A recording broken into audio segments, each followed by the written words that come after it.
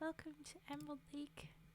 I'm Raven, and I'm going to be reading some stories tonight. I finally have my avatar,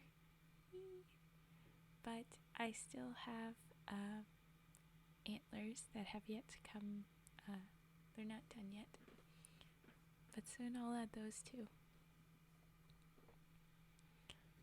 The first story I have tonight is called The Yellow Dwarf, so that's what we'll be starting with. Hi, Vi! Look! I'm here. I have my avatar. Still a little bit slow, but not like it was before. And, I forgot what I was saying, 'cause Vi! Yay! Oh, did you see my frogs, Vi? The frogs. Let's show you the frogs.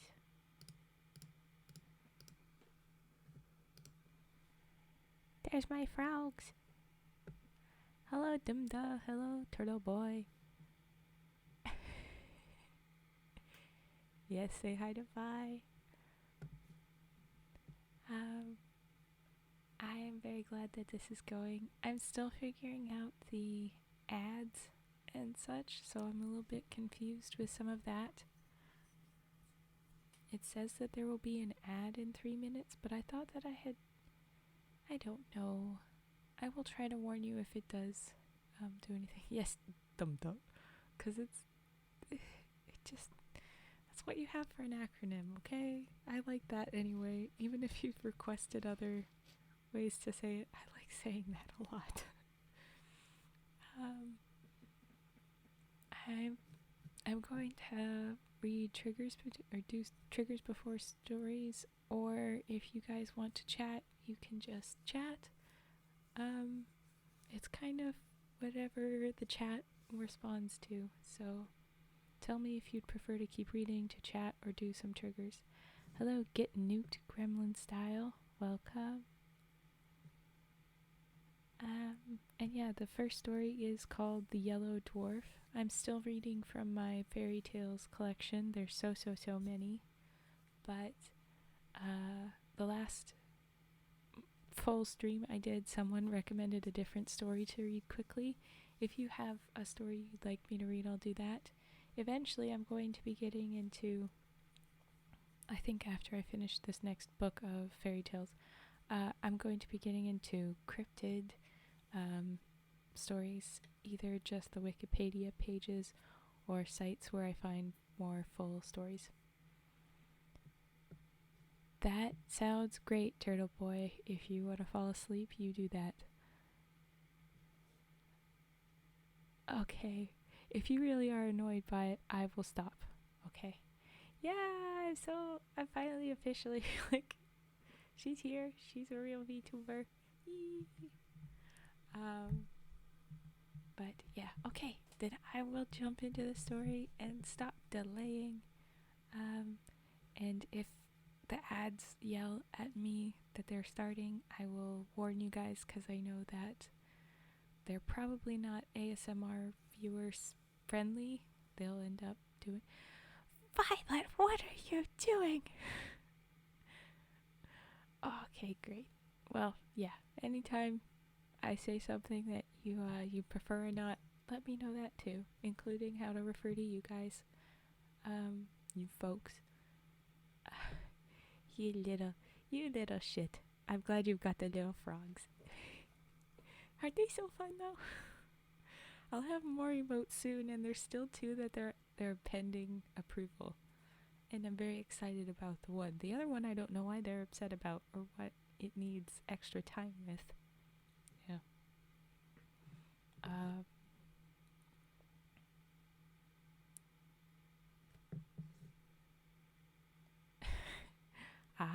Okay, fair enough. Because you really did. You founded the channel with me. You helped this happen. So thank you. Aw, thank you, Turtle Boy. Well, maybe even if you do sleep, you'll hear it in your sleep. Okay.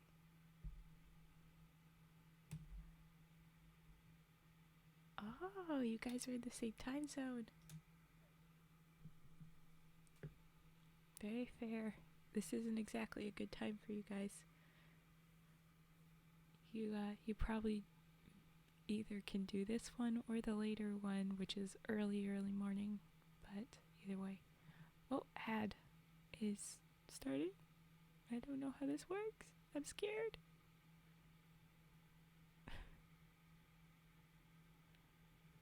Yes, then you should really go to sleep, shouldn't you? Pretty sure you should go to sleep. Okay.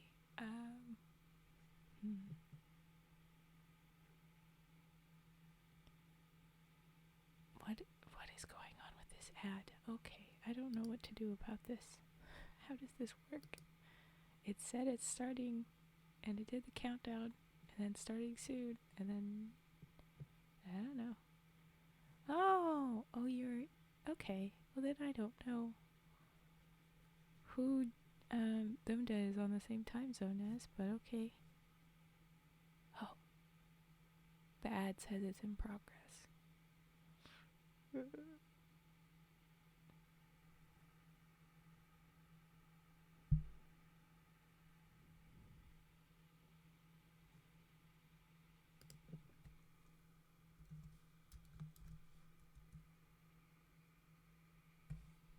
Same time zone as me?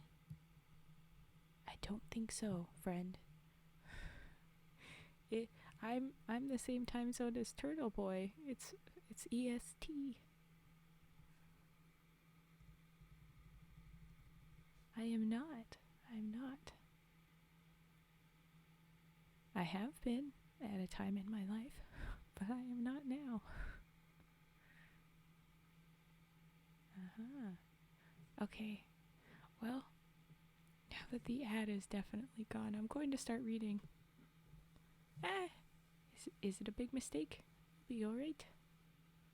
Alright. The Yellow Dwarf.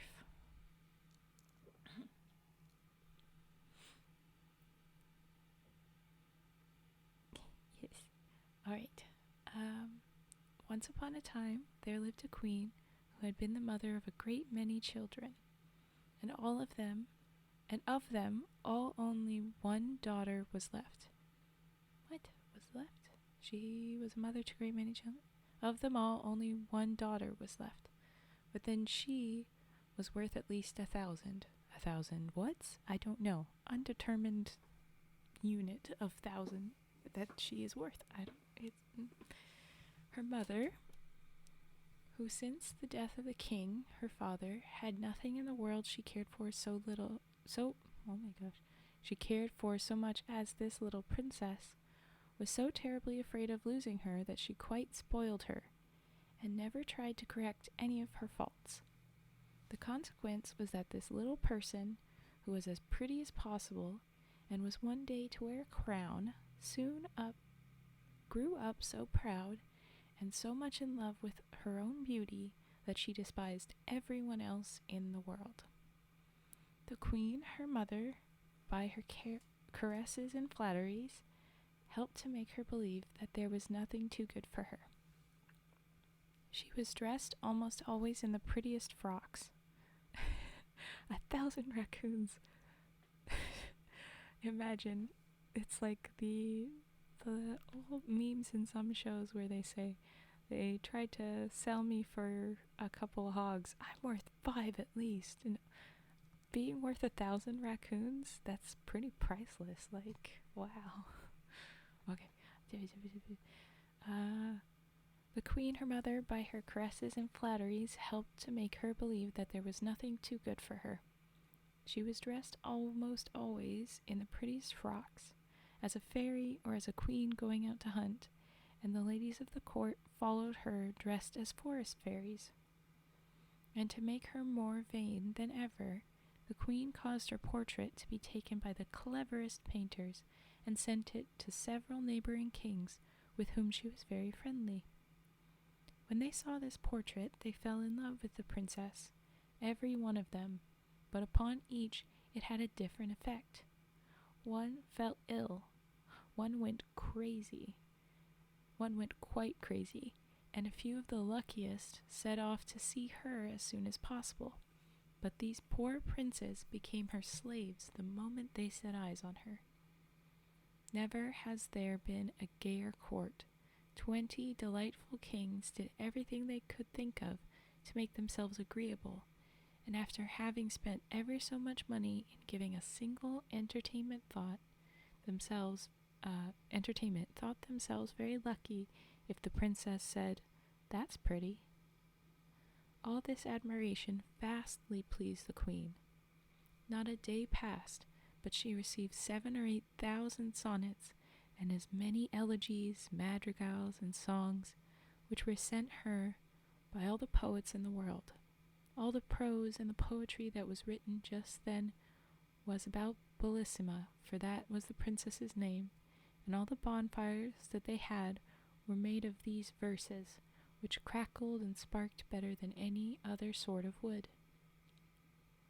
Bellissima was already 15 years old, and every one of the princes wished to marry her, but not one dared to say so. How could they when they knew that any of them might have cut off his head 5 or 6 times a day just to please her, and she would have thought it a mere trifle. So little did she care. You may imagine how hard-hearted her lovers thought her, and the queen, who wished to see her married, did not know how to persuade her to think of it seriously. "Bellissima," she said, "I do wish you would not be so proud. What makes you despise all these nice kings? I wish you to marry one of them, and you do not try to please me."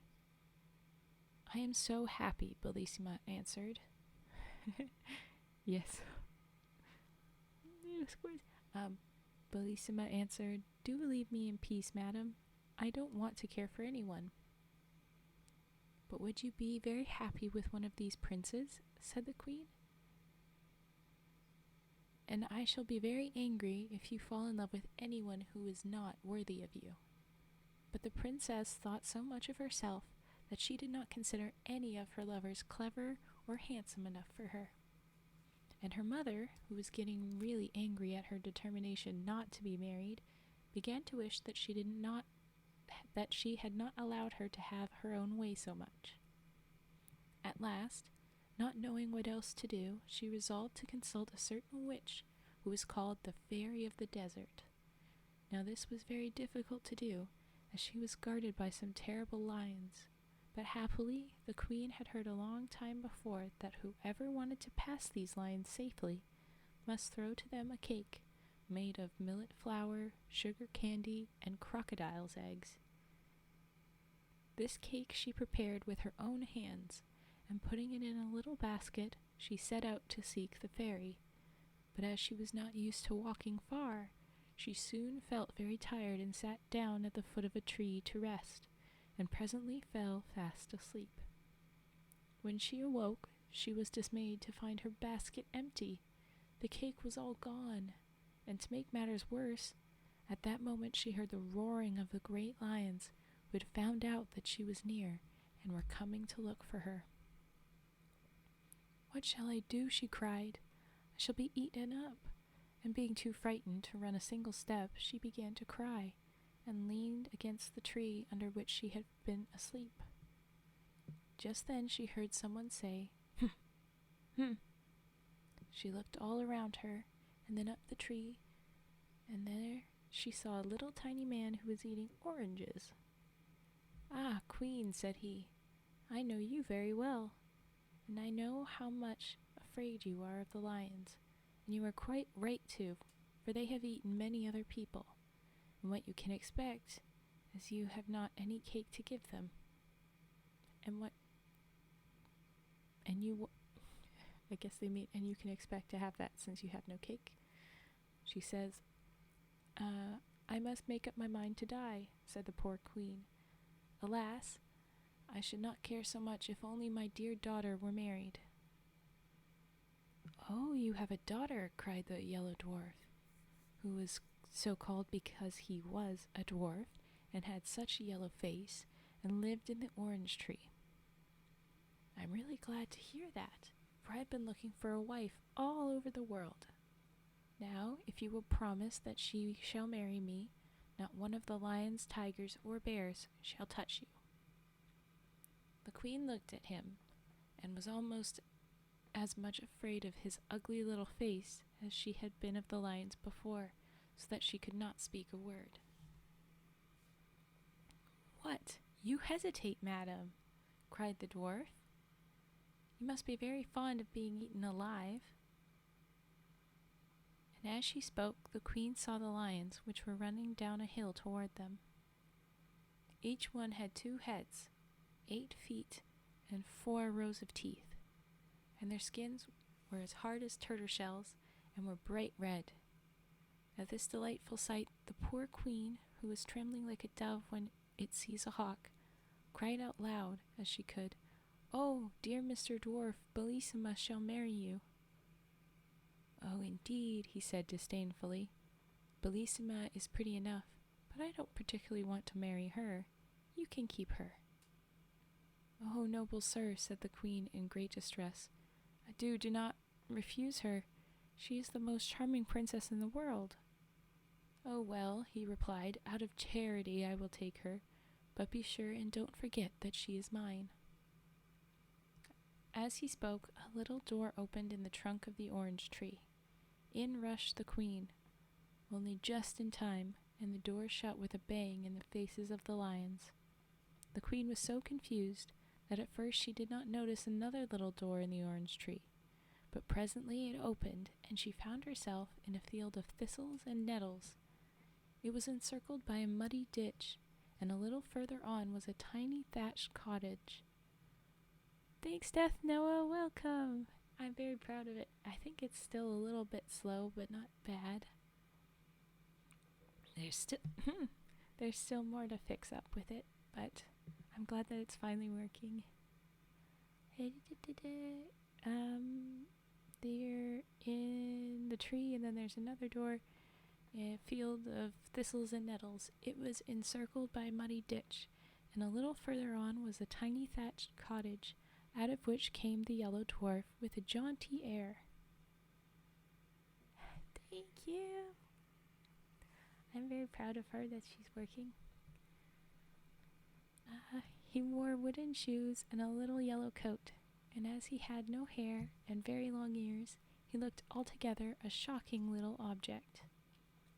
"I am delighted," said he to the queen, "that as you are to be my mother-in-law, you should see the little house in which your Bellissima will live with me. With these thistles and nettles she can feed a donkey which she can ride whenever she likes. Under this humble roof no weather can hurt her. She will drink the water of this brook and eat frogs, which grow very fat around here, and then she will have me always with her, handsome, agreeable, and gay as you see me now." "You think it's working very smoothly?" "I think it's just a few seconds behind. It's not much." "Yay! Thank you. I'm glad you like the frogs. Especially good timing since I just read that this princess will eat frogs. Please don't eat our frogs. There are special frogs that are a little bit off. I don't know how else to describe them." But I'm glad you like them. I'm going to keep making emotes because I haven't made enough for everybody and not just the subscribers. I will have more, but so far that's what we have. Okay. For if her shadow stays by her more closely than I do, I shall be surprised. Thank you, Cage Nightwind. The unhappy queen, seeing all at once was a miserable life her daughter would have with this dwarf, could not bear the idea. Yeah, they're cute. And fell down insensible without saying a word. When she arrived, she found to her great surprise that she was lying in her own bed at home, and what was more, that she had on the loveliest lace nightcap that she had ever seen in her life. At first she thought that all her adventures, the terrible lions, and her promise to the Yellow Dwarf that he should marry Bellissima must have been a dream. But there was the new nightcap with its beautiful ribbon and lace to remind her that it was all true. which made her so unhappy that she could neither eat, drink, nor sleep for thinking of it. The princess, who in spite of her wilfulness really loved her mother with all her heart, was much grieved when she saw her looking so sad, and often asked her what was the matter. But the queen, who didn't want her to find out the truth, only said that she was ill, or that one of her neighbors was threatening to make war against her. Bellissima knew quite well that something was being hidden from her, and that neither of these was the real reason for the queen's uneasiness. So she made up her mind that she would go and consult the fairy of the desert about it, especially as she had often heard how wise she was, and she thought at the same time she might ask her advice as to whether it would be as well to be married or not.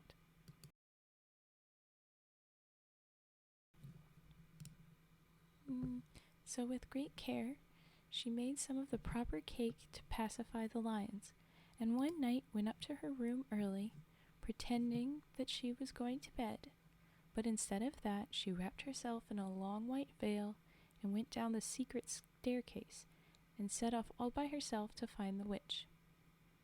But when she got as far as some fatal orange tree and saw it covered with flowers and fruit, she stopped and began to gather some of the oranges, and then, putting down her basket, she sat down to eat them.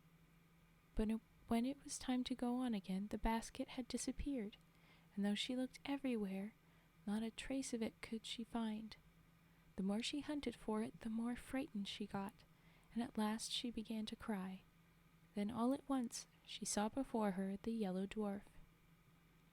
"What's the matter with you, my pretty one?" said he. "What are you crying about?"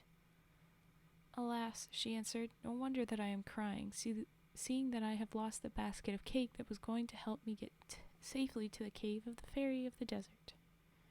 "Thank you for this description." Already? Okay.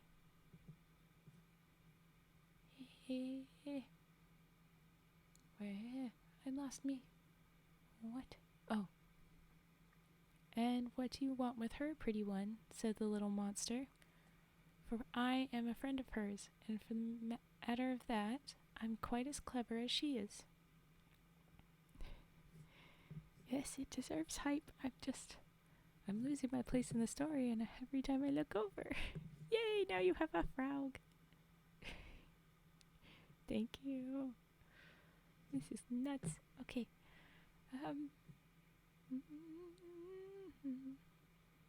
What do you want with that witch, is what she's asking. I'm quite as clever as she is. "The queen, my mother," replied the princess, "has lately fallen into such deep sadness that I fear she will die, and I am afraid that perhaps I am the cause of it, for she very much wishes me to be married, and I must tell you truly that as yet I have not found anyone I consider worthy to be my husband. So for all these reasons I wished to talk to the fairy." "Do not give yourself any further trouble, princess," answered the dwarf. "I can tell you all you want to know better than she could. The queen, your mother, has promised you in marriage." "Has promised me?" interrupted the princess. "Oh no, I'm sure she has not. She would have told me if she had. I am too much interested in the matter for her to promise anything without my consent. You must be mistaken." "Beautiful princess," cried the dwarf suddenly, throwing himself on his knees before her, "I flatter myself that you will not be displeased at her choice when I tell you that it is me she has promised the happiness of marrying you." "You?" cried the Bellissima, starting back. "My mother wishes me to marry you? How can you be so silly as to think such a thing?" "Oh, it isn't that I care much to have that honor," cried the dwarf angrily, "but here are the lions coming. They'll eat you up in 3 mouthfuls. There will be an end of you and your pride." And indeed, at that moment, the poor princess heard the dreadful howls coming nearer and nearer. "What shall I do?" she cried. "Must all my happy days come to an end like this?" The malicious dwarf looked at her and began to laugh spitefully. "At least," said he, "you have the satisfaction of dying unmarried. A lovely princess like you must surely prefer to die rather than to be the wife of a poor little dwarf like myself." "Oh, don't be angry with me," cried the princess, clasping her hands. "I'd rather marry all the dwarfs in the world than die in this horrible way."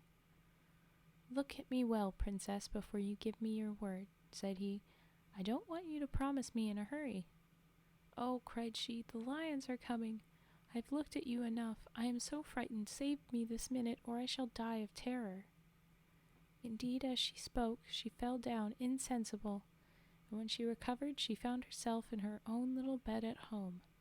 How she got there she could not tell, but she was dressed in the most beautiful lace and ribbons, and on her finger was a little ring made of a single red hair, which fit so tightly that, try as she might, she could not get it off.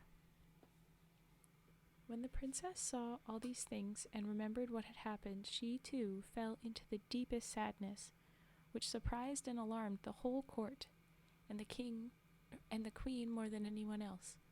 100 times she asked Bellissima if anything was the matter with her, but she always said that there was nothing. At last the chief men in the kingdom, anxious to see their princess married, sent to the queen to beg her to choose a husband for her as soon as possible. She replied that nothing would please her better, but that her daughters seemed so unwilling to marry, and she recommended them to go and talk to the princess about it themselves, so this they at once did. Now Bellissima was much less proud since her adventure with the Yellow Dwarf. She could not think of a better way of getting rid of the little monster than to marry some powerful king. Therefore she replied to their request much more favorably than they had hoped, saying that though she was very happy as she was, still, to please them, she would consent to marry the king of the gold mines. Now he was a very handsome and powerful prince, who had been in love with the princess for years, but had not thought that she would ever care about him at all. You can easily imagine how delighted he was when he heard the news, and how angry it made all the other kings to lose forever the hope of marrying the princess. But after all, Bellissima could not have married 20 kings. Indeed, she had found it quite difficult enough to choose one, for her vanity made her believe that there was nobody in the world who was worthy of her. Preparations were begun at once for the grandest wedding that had ever been held at the palace. The king of the gold mines sent such immense sums of money that the whole sea was covered with the ships that brought it. Messengers were sent to all the gayest and most refined courts, particularly to the court of France, to seek out everything rare and precious to adorn the princess, although her beauty was so perfect that nothing she wore could make her look prettier. At least that is what the king of the gold mines thought, and he was never happy unless he was with her. As for the princess, the more she saw of the king, the more she liked him. He was so generous and handsome and clever that at last she was almost as much in love with him as he was with her. How happy they were as they wandered about in the beautiful gardens together, sometimes listening to sweet music. And the king used to write songs for Bellissima. This is the one that she liked very much. In the forest all is gay when my princess walks that way. All the blossoms then are found, downward fluttering to the ground, hoping she may tread on them, and bright flowers, on slender stem, gaze up at her as she passes, brushing lightly through the grasses. O my princess, birds above, echo back our songs of love, as through this enchanted land, blithe we wander hand in hand. They really were as happy as the day was long. All the king's unsuccessful rivals had gone home in despair. They said goodbye to the princess so sadly that she could not help being sorry for them. "Ah, madam," the king of the gold mine said to her, "how is this? Why do you waste your pity on these princes who love you so much that all their trouble would be well repaid by a single smile from you?" "I should be sorry," answered Bellissima, "if you had not noticed how much I pitied these princes who were leaving me forever. But for you, sire, it is very different. You have every reason to be pleased with me, but they are going sorrowfully away, so you must not grudge them any compassion." The king of the gold mines was quite overcome by the princess's good-natured way of taking his interference, and throwing himself at her feet, he kissed her hand 1,000 times and begged her to forgive him. At last the happy day came. Everything was ready for Bellissima's wedding. The trumpets sounded, all the streets of the town were hung with flags and strewn with flowers, and the people ran in crowds to the great square before the palace. The queen was so overjoyed that she had hardly been able to sleep at all. When she got up before it was light to give the necessary orders and choose the jewels that the princess was to wear. These were nothing less than diamonds, even to her shoes, which were covered with them, and her dress of silver brocade was embroidered with 12 of the sun's rays.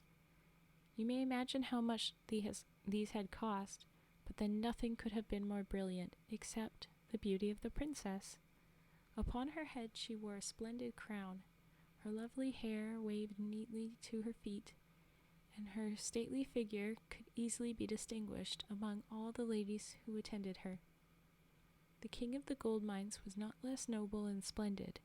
It was easy to see by his face how happy he was, and everyone who went near him returned loaded with presents, for all round the great banqueting hall had been arranged 1,000 barrels full of gold, and numberless bags made of velvet embroidered with pearls and filled with money, each one containing at least 100,000 gold pieces, which were given away to everyone who liked to hold out his hand, which numbers of people hastened to do, you may be sure indeed.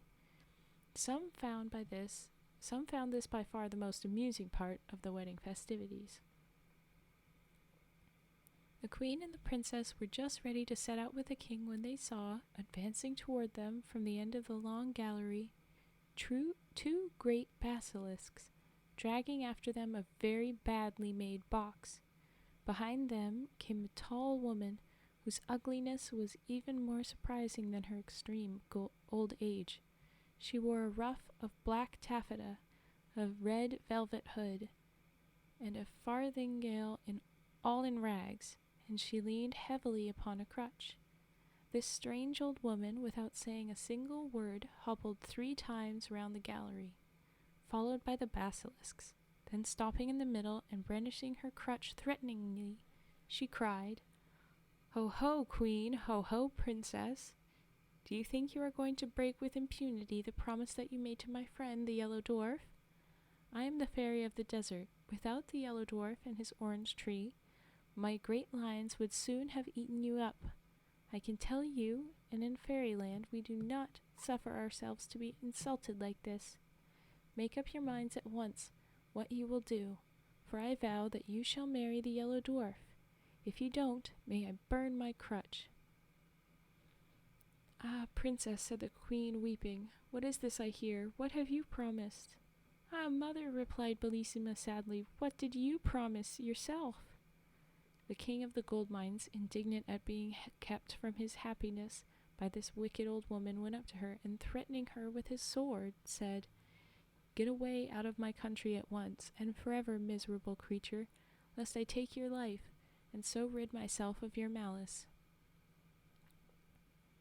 He had hardly spoken these words when the lid of the box fell back on the floor with a terrible noise, and to their horror out sprang the Yellow Dwarf, mounted upon a great Spanish cat.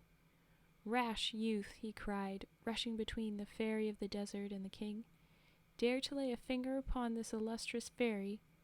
Your quarrel is with me only. I am your enemy and your rival. That faithless princess who would have married you is promised to me. See if she has not upon her finger a ring made of one of my hairs. Just try to take it off, and you will soon find out that I am more powerful than you are." "Wretched little monster," said the king, "do you dare to call yourself the princess's lover, and to lay claim to such a treasure?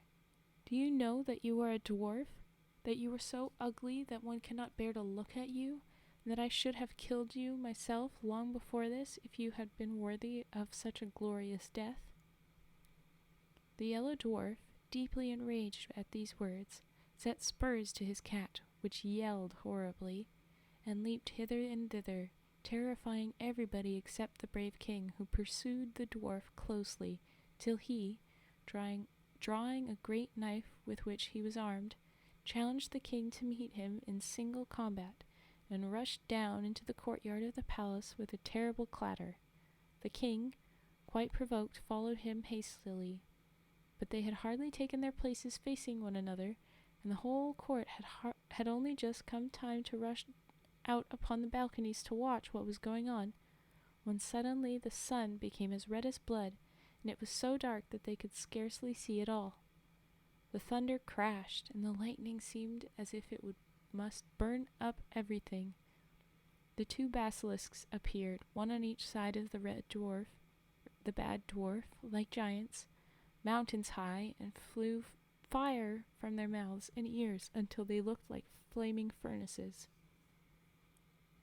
None of these things could terrify the noble young king, and the boldness of his looks and actions reassured those who were looking on, and perhaps even embarrassed the Yellow Dwarf himself.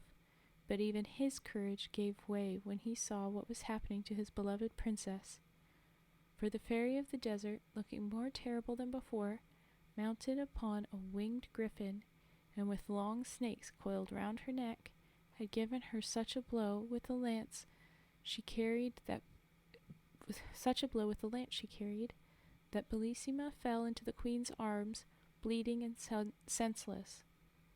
Her fond mother, feeling as much hurt by the blow as the princess herself, uttered such piercing cries and lamentations that the king, hearing them, entirely lost his courage and presence of mind.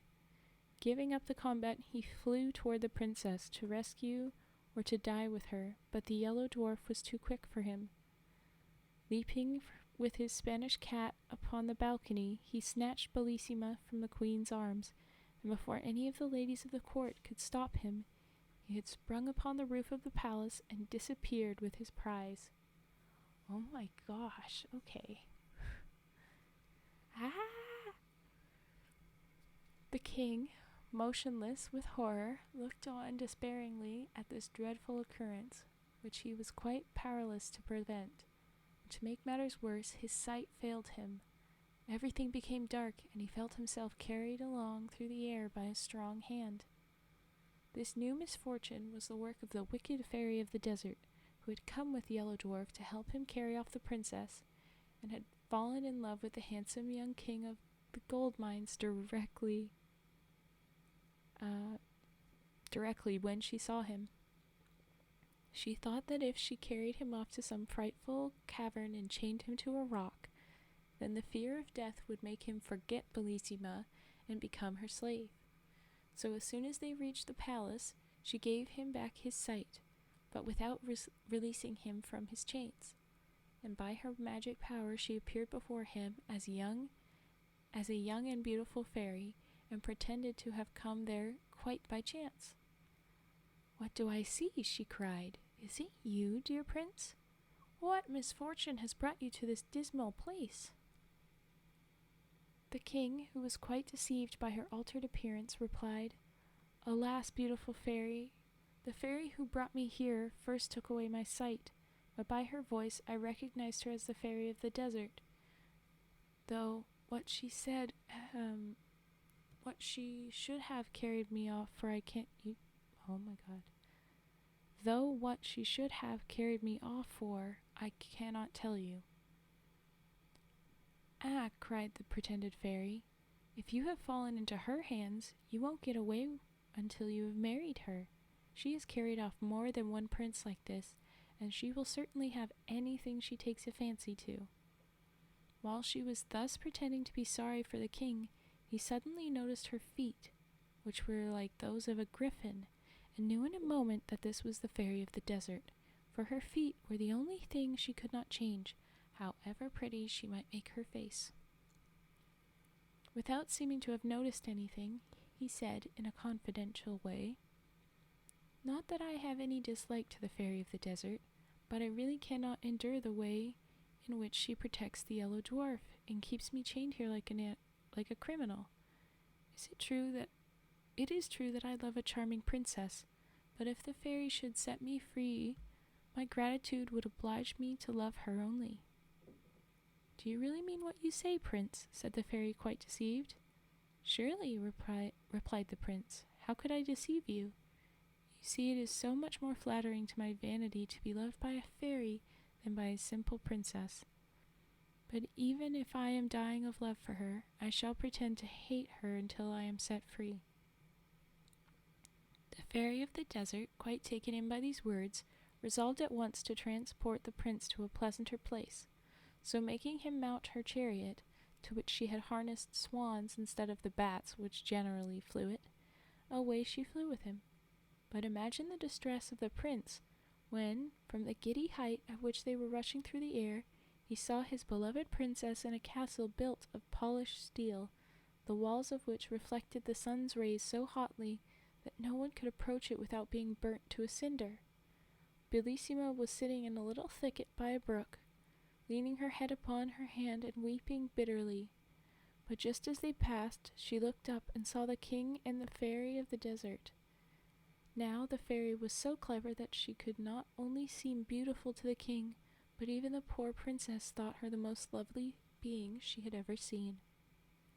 "What?" she cried. "Was I not unhappy enough in this lonely castle, to which that frightful yellow dwarf brought me?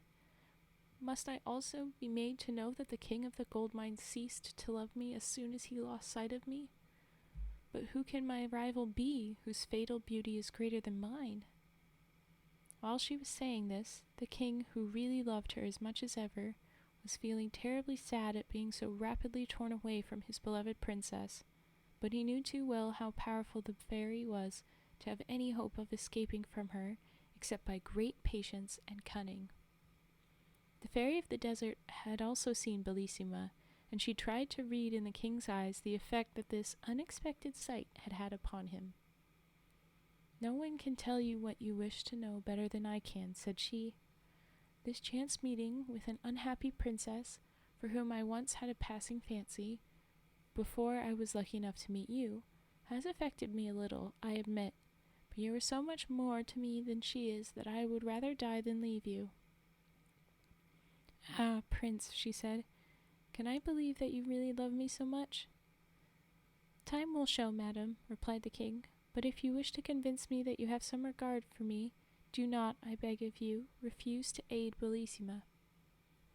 "Do you know what you are asking?" said the fairy of the desert, frowning and looking at him suspiciously. "Do you want me to employ my art against the Yellow Dwarf, who is my best friend?" "Whoa! What is all this? Oh my goodness, what the heck?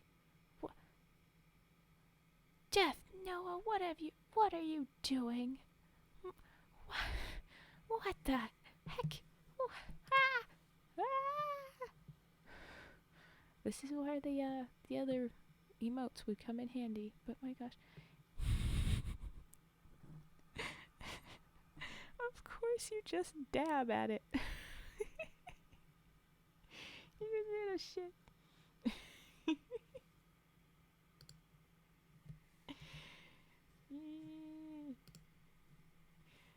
Thank you very much for doing that. Oh my gosh. Okay, so we reached my new subscriber goal. I'll have to set another one. I'll probably set it at like 25 just to have a little bit of room for growth. But wow.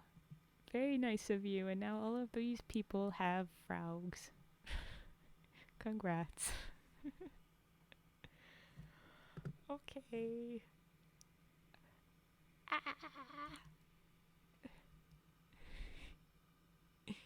Okay, where's my little emotes? My face is not moving. No, that's not what I want. Oh my gosh. Ah!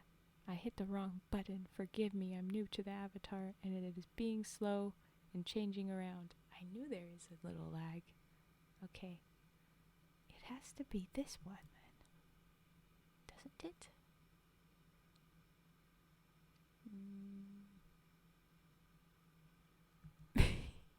Yeah. Oh my gosh. Death Noah, what the hell? What the? Ah! Ah!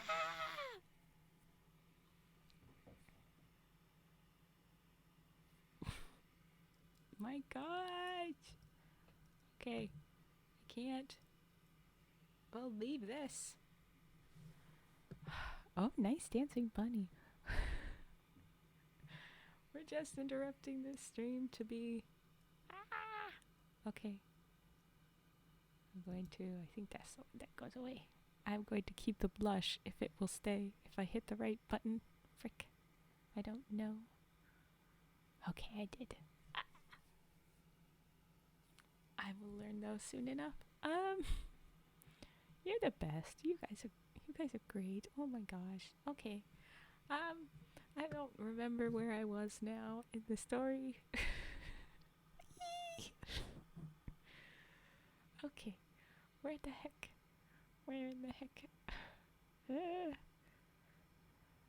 The king is trying to convince the fairy, but I don't remember exactly.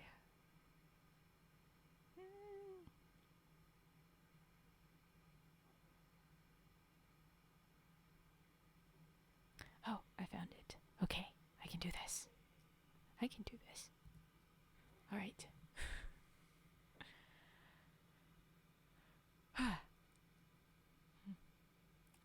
Do you want me to employ my art against the Yellow Dwarf, who is my best friend, and take away from him a proud princess whom I can but look upon as my rival? The king sighed, but made no answer. Indeed, what was there to be said to such a clear-sighted person? At last they reached a vast meadow, gay with all sorts of flowers. A deep river surrounded it, and many little brooks murmured softly under the shady trees, where it was always cool and fresh. A little way off stood a splendid palace, the walls of which were of transparent emeralds. As soon as the swans, which drew the fairy's chariot, had alighted under a porch, which was paved with diamonds and had arches of rubies, they were greeted on all sides by thousands of beautiful beings, who came to meet them joyfully, singing these words: When love within a heart would reign, useless to strive against him, 'tis the proud but feel the sharper pain. When love within a heart would reign, useless to strive against him 'tis, the proud but feel a sharper pain, and make a greater triumph his. The fairy of the desert was delighted to hear them sing of her triumphs. She led the king into the most splendid room that can be imagined, and left him alone for a little while, just that he might not feel that he was a prisoner. But he felt sure that she had not really gone quite away, but was watching from some hiding place. So walking up to a great mirror, he said to it, Trusty counselor, let me see what I can do to make myself agreeable to the charming fairy of the desert, for I can think of nothing but how to please her. And at once he set to work to curl his hair, and seeing upon a table a grander coat than his own, he put it on carefully. The fairy came back so delighted that she could not conceal her joy. I am quite aware of the trouble you have taken to please me, said she, and I must tell you that you have succeeded perfectly already. You see, it is not difficult to do if you really care for me. The king, who had his own reasons for wishing to keep the old fairy in a good humor, did not spare pretty speeches, and after a time he was allowed to walk by himself upon the seashore. The fairy of the desert had by her enchantments raised such a terrible storm that the boldest pilot would not venture out in it, so she was not afraid of her prisoners being able to escape, and he found it some relief to think sadly over his terrible situation without being interrupted by his cruel captor. Presently, after walking windily up and down, he wrote these verses upon the sand with his stick. At last may I upon this shore lighten my sorrow with soft tears. Alas, alas, I see no more my love, who yet my sadness cheers. And thou, O raging stormy sea, stirred by wild winds from depth to height, thou hold'st my loved one far from me, and I am captive to thy might. My heart is still more wild than thine, for fate is cruel unto me. Why must why must I thus in exile pine? Why is my princess snatched from me? O lovely nymphs from ocean caves, who know how sweet true love may be, come up and calm the furious waves, and set a desperate lover free. The elder lurker. Thanks. Yes. We have Death Noah to thank for your sub. Please enjoy the little frog emotes. They're all I have as of yet. And hopefully we see you again soon. Okay. Where was I? Oh my goodness, what the heck was my avatar doing there? She was just running around. Okay. While he was still writing, he heard a voice which attracted his attention in spite of himself. Seeing that the waves were rolling in higher than ever, he looked all around, and presently saw a lovely lady floating gently toward him upon the crest of a huge billow. Her long hair spread all about her. In one hand she held a mirror, and in the other a comb, and instead of feet she had a beautiful tail like a fish, with which she swam. The king was struck dumb with astonishment at this unexpected sight, but as soon as she came within speaking distance, she said to him, "I know how sad you are at losing your princess and being kept a prisoner by the fairy of the desert. If you like, I will help you to escape from this fatal place, where you might otherwise have to drag on a weary existence for 30 years or more." The king of the gold mines hardly knew what answer to make to this proposal. Not because he did not wish very much to escape, but he was afraid that this might be only another device by which the fairy of the desert was trying to deceive him. As he hesitated, the mermaid who guessed his thoughts said to him, "You may trust me. I am not trying to entrap you. I am so angry with Yellow Dwarf and the fairy of the desert that I am not likely to wish to help them, especially since I constantly see your poor princess, whose beauty and goodness make me pity her so much, and I tell you that if you will have confidence in me, I will help you to escape." "I trust you absolutely," cried the king, "and I will do whatever you tell me. But if you have seen my princess, I beg of you to tell me how she is and what is happening to her." "We must not waste time in talking," said she. "Come with me, and I will carry you to the castle of steel, and we will leave upon the shore a figure so like you that even the fairy herself will be deceived by it." So saying, she quickly collected a bundle of seaweed, and blowing 3 times, she said, "My friendly seaweeds, I order you to stay here stretched upon the sand until the fairy of the desert comes to take you away." And at once the seaweeds became like the king, who stood looking like him in a great astonishment, for they were even dressed in a coat like his, but they lay there pale and still as the king himself might have lain if one of the great waves had overtaken him and thrown him senseless upon the shore. And then the mermaid caught up the king, and away they swam joyfully together.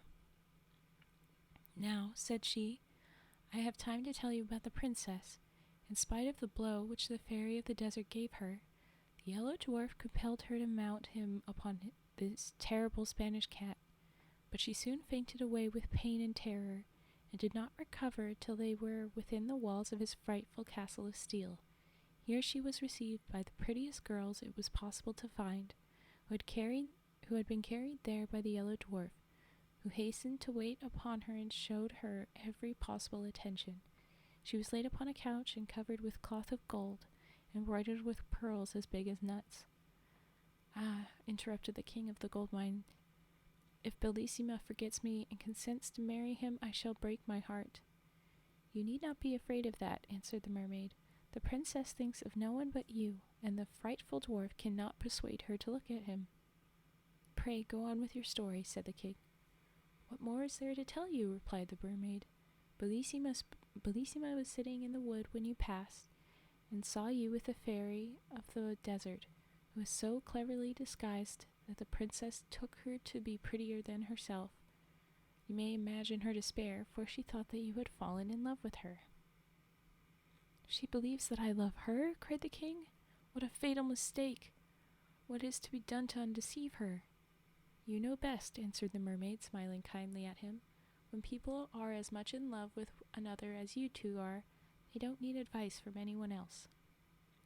As she spoke, they reached the walls of the castle of steel, the side next to the sea being the only one which the Yellow Dwarf had left unprotected by the dreadful burning walls. I know quite well, said the mermaid, that the princess is sitting by Brookside, just where you saw her as you passed. But as you will have many enemies to fight with before you can reach her, take this sword. Armed with it, you may dare any danger and overcome the greatest difficulties. Only beware of one thing. That is never to let it fall from your hand. Farewell. Now I will wait by that rock, and if you need my help in carrying off your beloved princess, I will not fail you. For the queen, her mother, is my best friend, and it was for her sake that I went to rescue you. So saying, she gave the king a sword made from a single diamond, which was more brilliant than the sun. He could not find words to express his gratitude, but he begged her to believe that he fully appreciated the importance of her gift, and he would never forget her help and kindness. We must now go back to the fairy of the desert.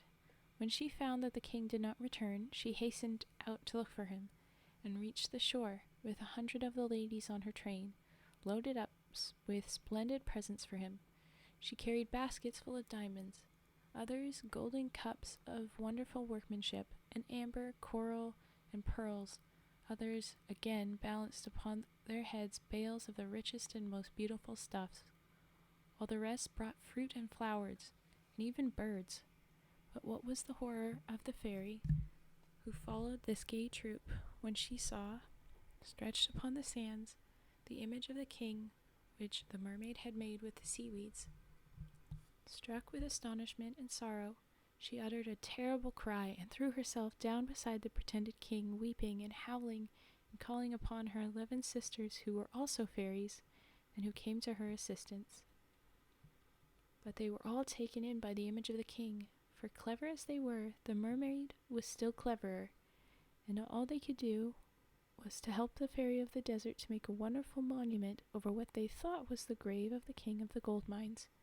But while they were collecting jasper and porphyry, agate and marble, gold and bronze, statues and devices to immortalize the king's memory, he was thanking the good mermaid and begging her still to help him, which she graciously promised to do as she disappeared, and then he set out for the castle of steel.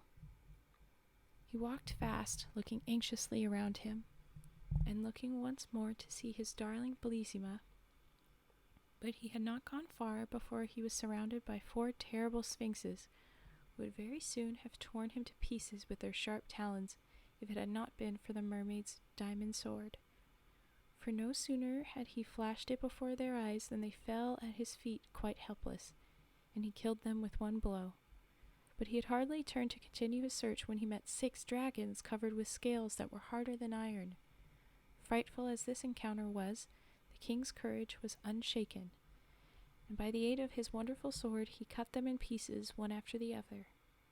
Now he hoped his difficulties were over, but the next turning he was met by one which he did not know how to overcome. 24 pretty and graceful nymphs advanced toward him, holding garlands of flowers, with which they barred the way. "Where are you going, prince?" they said. "It is our duty to guard this place, and if we let you pass, misfortunes will happen to you and to us. We beg you not to insist upon going on. Do you want to kill 24 girls who have never displeased you in any way?" The king did not know what to do or say. It went against all his ideas as a knight to do anything a lady begged him not to do. But as he hesitated, a voice in his ear said, "Strike! Strike, and do not spare, or your princess is lost forever." So without reply to the nymphs, he rushed forward instantly, breaking their garlands and scattering them in all directions. Then he went on without further hindrance to the little wood where he had seen Bellissima. She was seated by the brook, looking pale and weary when he reached her, and he would have thrown himself down at her feet, but she drew herself away from him with such indignation as if he had been the Yellow Dwarf. "Ah, Princess," he cried, "do not be angry with me. Let me explain everything. I am not faithless or to blame for what has happened. I am a miserable wretch who has displeased you without being able to help himself." "Ah," cried Bellissima, "did I not see you flying through the air with the loveliest being imaginable? Was that against your will?" "Indeed it was, Princess," he answered. "The wicked fairy of the desert, not content with chaining me to a rock, carried me off in her chariot to the other end of the earth, where I should even now be a captive but for the unexpected help of a friendly mermaid, who brought me here to rescue you, my princess, from the unworthy hands that hold you. Do not refuse the aid of your most faithful lover." So saying, he threw himself at her feet and held her by her robe, but alas, in so doing, he let fall the magic sword, and the Yellow Dwarf, who was crouching behind a lettuce, no sooner saw it than he sprang out and seized it, well knowing its wonderful power. The princess gave a cry of terror on seeing the dwarf, but this only irritated the little monster. Muttering a few magical words, he summoned 2 giants who bound the king with great chains of iron. "Now," said the dwarf, "I am master of my rival's fate, but I will give him his life and permission to depart unharmed if you, princess, will consent to marry me." "Let me die 1,000 times rather," cried the unhappy king. "Alas," cried the princess, "must you die? Could anything be more terrible?" "That you should marry that little wretch would be far more terrible," answered the king. "At least," continued she, "let us die together." "Let me have the satisfaction of dying for you, my princess," said he. "Oh, no, no," she said, turning to the dwarf. "Rather than that I will do as you wish." "Cruel princess," said the king, "would you make my life horrible to me by marrying another before my eyes?" "Not so," replied the Yellow Dwarf. "You are a rival of whom I am too much afraid. You shall not see our marriage." So saying, in spite of Bellissima's tears and cries, he stabbed the king to the heart with the diamond sword. Oh. The poor princess, seeing her lover lying dead at her feet, could no longer live without him. She sank down by him and died of a broken heart. So ended these unfortunate lovers, whom not even the mermaid could help, because all the magic power had been lost with the diamond sword. As to the wicked dwarf, he preferred to see the princess dead rather than married to the king of the gold mines. And the fairy of the desert, when she heard the king's adventures, pulled down the grand monument which she had built, and was so angry at the trick that had been played on her that she hated him as much as she had loved him before. The kind mermaid, grieved at the sad fate of the lovers, caused them to be changed into 2 palm trees, which stand always side by side, whispering together in their faithful love, and caressing one another with their interlacing branches. Oh, wow. Okay. For the first time we have a sad ending, a properly no happy ending. Aww. But that was the Yellow Dwarf. Alright. What did you guys think? I'm surprised by that story. Yeah. The problem is that arguably they didn't live, but then they did live because they were trees and debatable. Is it just that she made trees where they stood? Were they actually the trees? Yeah.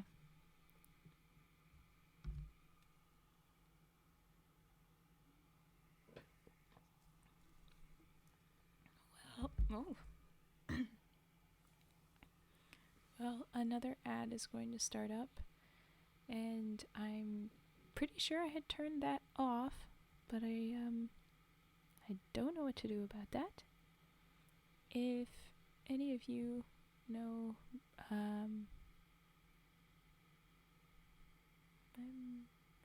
yes, it should, but it's not moving quite when it should.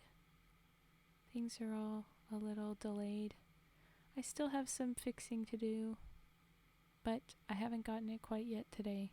It'll have to be another day, unfortunately. If you have suggestions for understanding the ads, I might need help. It's still being weird, because I thought I had said that it shouldn't play ads except for the one at the start. That's what I thought I had signed on for. Near Angry Cage Nightwind at the end of the story, or at something else?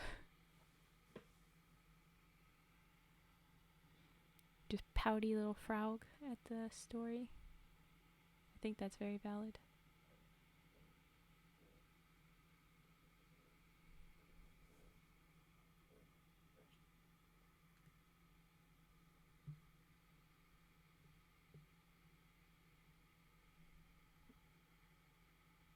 Yeah, exactly. I'm quite annoyed with this. I'm not sure how to fix that. I'll have to mess around with things for a while. Here's ad.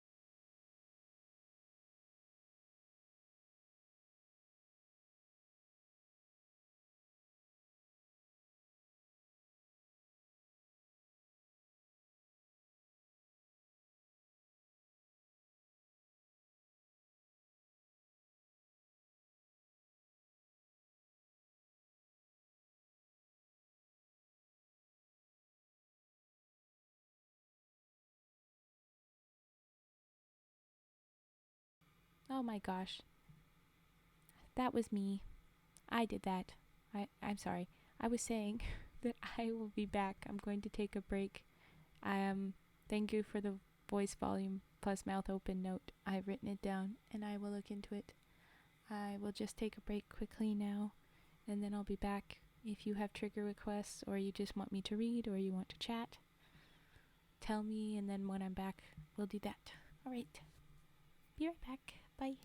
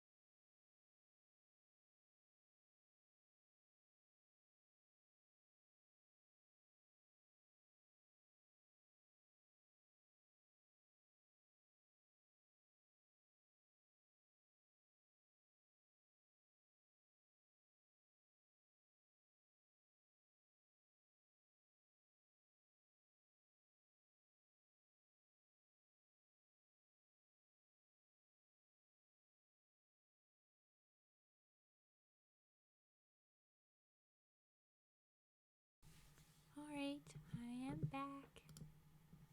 Hello again. I see that there's been nothing written in the chat, so I take it nobody has any requests for anything. Then I guess we'll just get right into the next story. Aladdin and the Wonderful Lamp. I'm surprised that this was in... Oh! Hello, Turtle Boy. Yes, I can do that. I am all up for that. I'll just...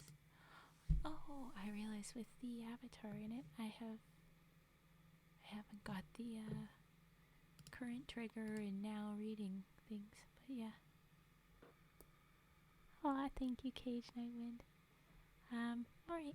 Yes, I will do some humming.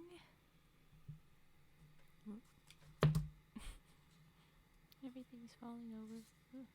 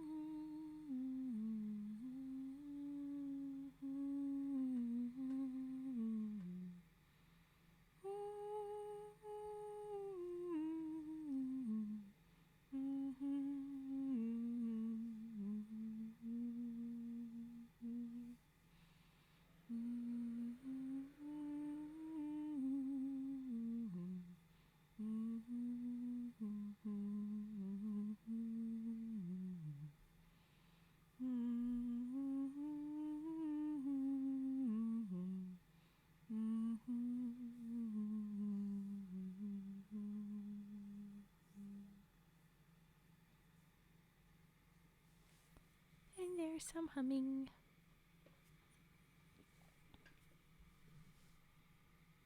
Eee, little frog.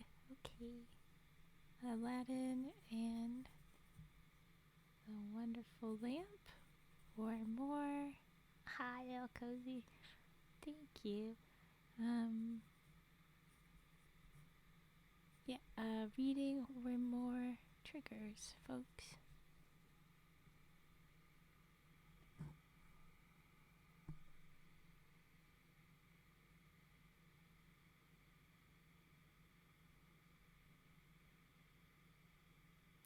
Oh, that's a great name. We love you. We love you. That's a very, very great name. I love the dino dance. I do the dino dance emote a lot. I mean, I don't do much. But if I do any emotes, it's probably Psyduck, dino dance, or my own frogs now. Do-do-do-do.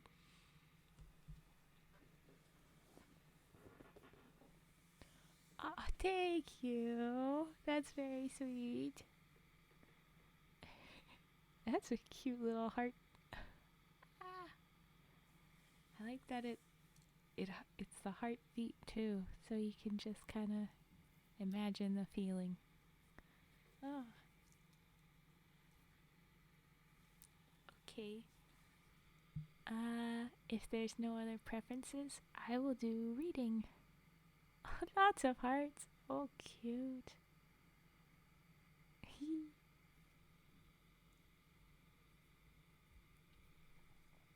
Alright. Heart, heart. Oh, that's cute too. Little crown. Okay. Aladdin. There once lived a poor tailor who had a son called Aladdin, a careless, idle boy who would do nothing but play ball all day long in the streets with idle little boys like himself. This so grieved the father that he died. How am I? I'm good, thank you. That's an adorable little bee, too. You've got some great little emotes. Those are awesome.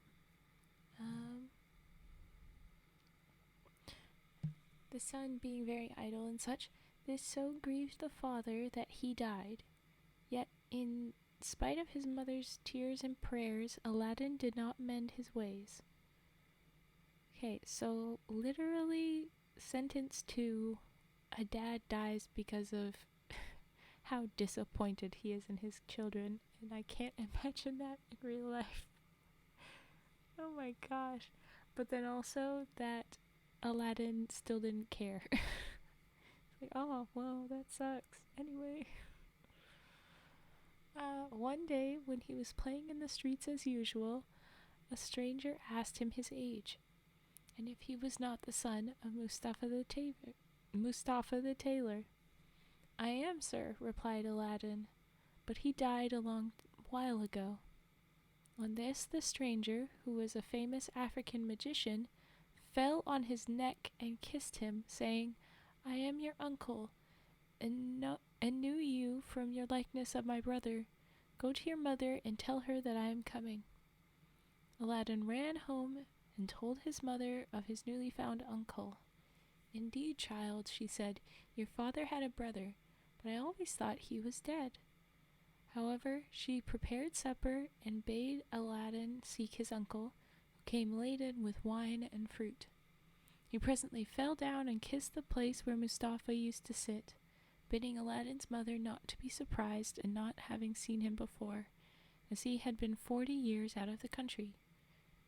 He then turned to Aladdin and asked him his trade, at which the boy hung his head, while his mother burst into tears. On learning that Aladdin was idle and would learn no trade, he offered to take a shop for him and stock it with merchandise. Next day, he brought Aladdin a fine suit of clothes and took him all over the city, showing him the sights, and brought him home at nightfall to his mother, who was overjoyed to see her son so fine. The next day the magician led Aladdin into some beautiful gardens a long way outside the city gates. They sat down by a fountain. The magician pulled a cake from his girdle, which he divided between them. They then journeyed onward till they almost reached the mountains. Aladdin was so tired that he begged to go back, but the magician beguiled him with pleasant stories and led him on in spite of himself. At last they came up to 2 mountains divided by a narrow valley. We will go no farther, said the false uncle. Oh, false uncle. I will show you something wonderful. Only do you gather up sticks while I kindle a fire. When it was lit, the magician threw on it a powder he had with him. Sorry, just reading back because I'm like, wait a second, did I miss something? Yeah, okay, so he is a magician. That clear. But false uncle. Weird note. Okay. I will show you something. Only gather up sticks to kindle a fire. When it was lit, the magician threw on it a powder he had about him, at the same time saying some magical words. The earth trembled a little and opened in front of them, disclosing a square, flat stone with a brass ring in the middle to raise it by.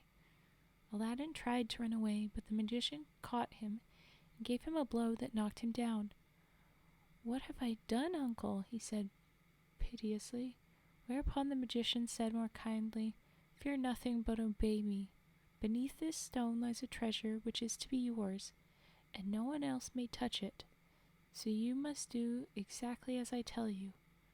At the word treasure, Aladdin forgot his fears and grasped the ring as he was told, saying the names of his father and grandfather. "Hi, Herr Maestery." "Hi, welcome. We're in the middle of reading Aladdin and the Wonderful Lamp. Well, not the middle, pretty early, but I'm just reading that. So, the stone came up quite easily, and some steps appeared. "Go down," said the magician. "At the foot of those steps, you will find an open door leading into 3 large halls. Tuck up your gown and go through them without touching anything, or you will die instantly. These halls lead into a garden of fine fruit trees. Walk on until you come to a niche in a terrace where stands a lighted lamp. Pour out the oil it contains and bring it to me." He drew a ring from his finger and gave it to Aladdin, bidding him prosper. Aladdin found everything the magician had said, gathered some fruit off the trees, and having got the lamp, arrived at the mouth of the cave. The magician cried out in a hurry, "Make haste and give me the lamp." This Aladdin refused to do until he was out of the cave. The magician flew into a terrible passion, and throwing some more powder onto the fire, he said something, and the stone rolled back into its place. The magician left Persia forever, which plainly showed that he was no uncle of Aladdin's, but a cunning magician who had read in his magic books of a wonderful lamp which would make him the most wonderful man in the world. Though he alone knew where to find it, he could only receive it from the hand of another. He had picked out the foolish Aladdin for this purpose, intending to get the lamp and kill him afterward. For 2 days Aladdin remained in the dark, crying and lamenting. At last he clasped his hands in prayer, and in so doing rubbed the ring, which the magician had forgotten to take from him. Immediately an enormous and frightful genie rose out of the earth, saying, What wouldst thou with me? I am the slave of the ring, and will obey thee in all things." Aladdin fearlessly replied, "Deliver me from this place." Whereupon the earth opened, and he found himself outside. As soon as his eyes could bear the light, he went home.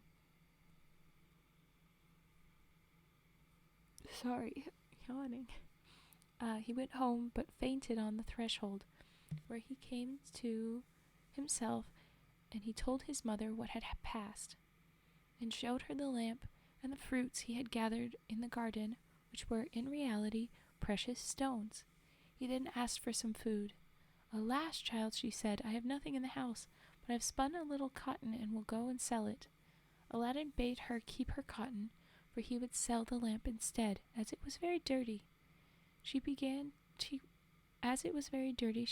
rub it, that it might fetch a higher price. Instantly a hideous genie appeared, and asked what she would have. She fainted away, but Aladdin snatched the lamp, said boldly, "Fetch me something to eat." The genie returned with a silver bowl, 12 silver plates containing rich meats, 2 silver cups, and 2 bottles of wine. Aladdin's mother, when she came to herself, said, "Whence comes this splendid feast?" "Ask not, but eat," replied Aladdin. So they sat at breakfast till it was dinner time. And Aladdin told his mother about the lamp. She begged him to sell it, and have nothing to do with devils. "No," said Aladdin. "Since chance hath made us aware of its virtues, we will use it, and the ring likewise, which I shall always wear on my finger." When they had eaten all the genie had brought, Aladdin sold one of the silver plates, and so on until none were left. Then he had recourse to the genie, who gave him another set of plates, and thus they lived for many years. One day Aladdin heard an order from the Sultan, heard an order from the Sultan proclaim that everyone was to stay at home and close his shutters while the princess, his daughter, went to and from the bath. Aladdin, seized by desire to see her face, which was very difficult, as she... there was a verb missing. Aladdin was seized by a desire to see her face, which was very difficult, as she was always went veiled. He hid himself behind the door of the bath and peeped through a chink. The princess lifted her veil as she went in, and looked so beautiful that Aladdin fell in love with her at first sight. He went home so changed that his mother was frightened. He told her he loved the princess so deeply that he could not live without her, and meant to ask her in marriage of her father. His mother, on hearing this, burst out laughing, but Aladdin at last prevailed upon her to go before the Sultan and carry his request. She fetched a napkin and laid in it the magic fruits from the enchanted garden, which sparkled and shone like the most beautiful jewels.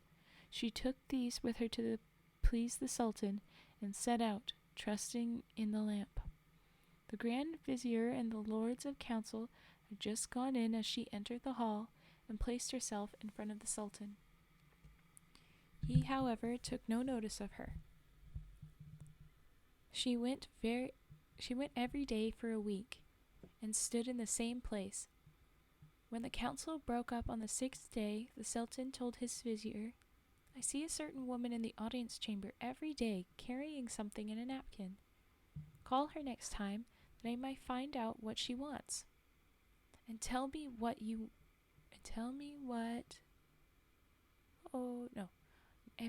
out what she wants."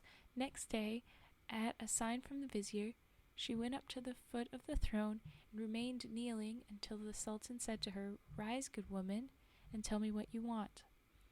She hesitated, so the Sultan sent away all but the vizier and bade her speak frankly, promising to forgive her beforehand for anything she might say. She then told him of her son's violent love for the princess. "I prayed him to forget her," she said, "but in vain. He threatened to do some desperate deed if I refused to go and ask your majesty for the hand of the princess. Now I pray you to forgive not me alone, but my son Aladdin." The Sultan asked her kindly what she had in the napkin, whereupon she unfolded the jewels and presented them. He was thunderstruck, and turning to the vizier said, "What sayest thou? Ought I not to bestow the princess on one who values her at such a price?" The vizier, who wanted her for his own son, begged the Sultan to withhold her for 3 months, in the course of which he hoped his son would contrive to make him a richer present. The Sultan granted this, and told Aladdin's mother that, though he consented to the marriage, she must not appear before him again for 3 months. Aladdin waited patiently for nearly 3 months, but after 2 had elapsed, his mother, going into the city to buy oil, found everyone rejoicing, and asked what was going on. "Do you not know?" was the answer. "The son of the Grand Vizier is to marry the Sultan's daughter tonight." Breathless, she ran and told Aladdin, who was overwhelmed at first, but presently bethought him of the lamp. He rubbed it, and the genie appeared, saying, "What is thy will?" Aladdin replied, "The Sultan, and thou knowest, has broken his promise to me, and the vizier's son is to have the princess. My command is that tonight you bring hither the bride and bridegroom. "Master, I obey," said the genie. Aladdin went to his chamber, where, sure enough, at midnight, the genie transported the bed containing the vizier's son and the princess. "Take this new married man," he said, "and put him outside in the cold, and return at daybreak." Whereupon the genie took the vizier's son out of bed, leaving Aladdin with the princess. "Fear nothing," Aladdin said to her. "You are my wife, promised to me by your unjust father, and no harm shall come to you." The princess was too frightened to speak, and passed the most miserable night of her life, while Aladdin lay down beside her and slept soundly. At the appointed hour, the genie fetched in the shivering bridegroom, laid him in his place, and transported the bed back to the palace. Presently the Sultan came to wish his daughter a good morning. The unhappy vizier's son jumped up and hid himself, while the princess would not say a word and was very sorrowful. The Sultan sent her mother to her, who said, "How comes it, child, that you will not speak to your father? What has happened?" The princess sighed deeply, and at last told her mother how, during the night, the bed had been carried into some strange house, and what had passed there. Her mother did not believe her in the least, but bade her rise and consider it an idle dream. The following night exactly the same thing happened, and the next morning, on the princess's refusal to speak, the Sultan threatened to cut off her head. She then confessed all, bidding him to ask the vizier's son if it were not so. The Sultan told the vizier to ask his son, who owned the truth, adding that, dearly as he loved the princess, he would rather die than go through another such fearful night, and wished to be separated from her. His wish was granted, and there was an end to feasting and rejoicing. When the 3 months were over, Aladdin sent his mother to remind the Sultan of his promise. She stood in the same place as before, and the Sultan, who had forgotten Aladdin, at once remembered him and sent for her. On seeing her poverty, the Sultan felt less inclined than ever to keep his word, and asked his vizier's advice, who counseled him to set so high a value on the princess that no man living should come up to it.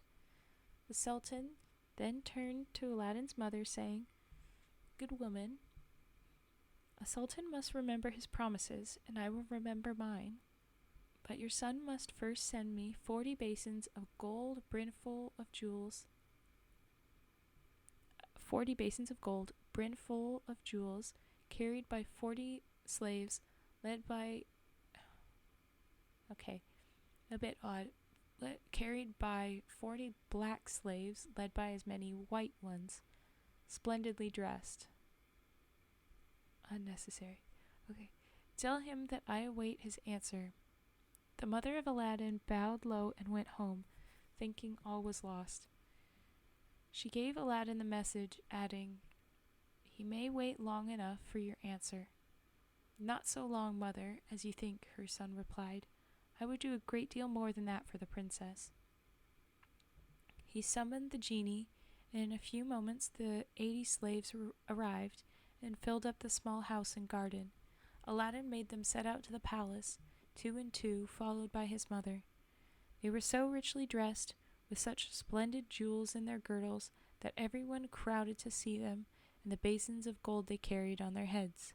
They entered the palace, and after kneeling before the Sultan, stood in a half circle round the throne with their arms crossed. While Aladdin's mother presented them to the Sultan, he hesitated no longer, but said, "Good woman, return and tell your son that I wait for him with open arms." She lost no time in telling Aladdin, bidding him to make haste. But Aladdin first called the genie. "I want a scented bath," he said, "a richly embroidered habit, a horse surpassing the Sultan's, and 20 slaves to attend me. Besides this, 6 slaves beautifully dressed to wait on my mother, and lastly 10,000 pieces of gold in 10 purses." No sooner said than done. Aladdin mounted his horse and passed through the streets, the slaves strewing gold as they went. Those who had played with him in his childhood knew him not, he had grown so handsome. When the Sultan saw him, he came down from his throne, embraced him, and led him into a hall where a feast was spread, intending to marry him to the princess that very day. But Aladdin refused, saying, "I must build a palace fit for her," and took his leave. Once home, he said to the genie, "Build me a palace of the finest marble, set with jasper, agate, and other precious stones. In the middle you shall build me a large hall with a dome, its four walls of massy gold and silver, each having 6 windows, whose lattices, all except one which is to be left unfinished, must be set with diamonds and rubies. There must be stables and horses and grooms and slaves. Go and see about it." The palace was finished the next day, and the genie carried him there and showed him all his orders faithfully carried out, even to the laying of a velvet carpet from Aladdin's palace to the Sultan's. Aladdin's mother then dressed herself carefully and walked to the palace with her slaves. Excuse me, I'm sorry, I'm yawning. While the others followed her on horseback. The Sultan sent musicians with trumpets and cymbals to meet them, so that the air resounded with music and cheers. She was taken to the princess, who saluted her and treated her with great honor. At night the princess said goodbye to her father and sat out on the carpet for Aladdin's palace, with his mother at her side and followed by the 100 slaves. She was charmed at the sight of Aladdin, who ran to receive her. "Princess," he said, "blame your beauty for my boldness if I have displeased you."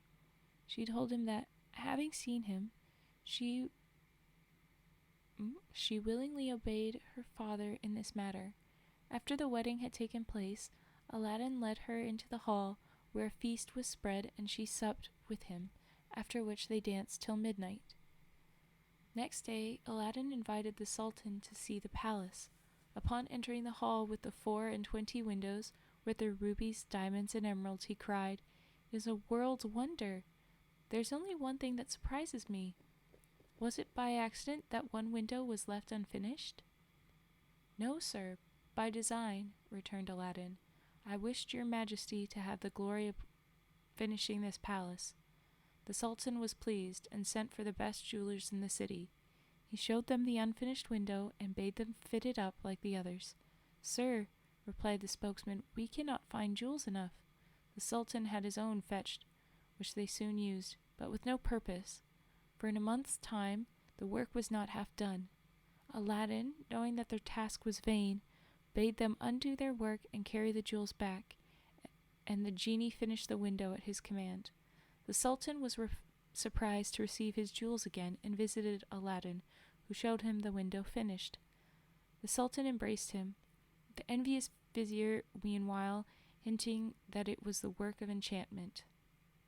Aladdin had won the hearts of the people by his gentle bearing. He was made captain of the Sultan's armies and won several battles for him, but remained modest and courteous as before, and lived thus in peace and content for several years. Ooh. Hello, get nuked, gremlin style. I believe you were gifted one of the subs, right?